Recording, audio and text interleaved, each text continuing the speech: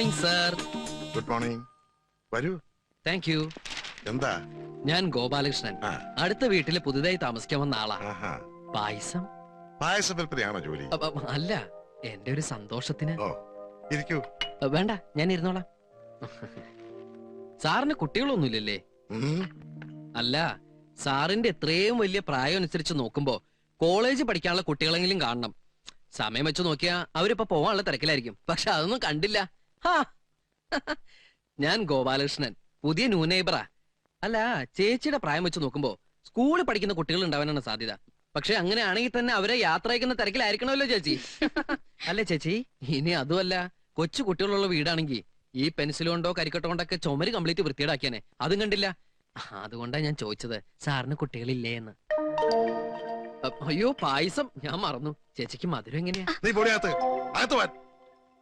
പിന്നെ എനിക്ക് കുട്ടികൾ ഉണ്ടാകുവോ ഉണ്ടാകാതിരിക്കുകയോ ചെയ്യും. അതെന്റെ ഇഷ്ടം. നീ പോർത്ത്.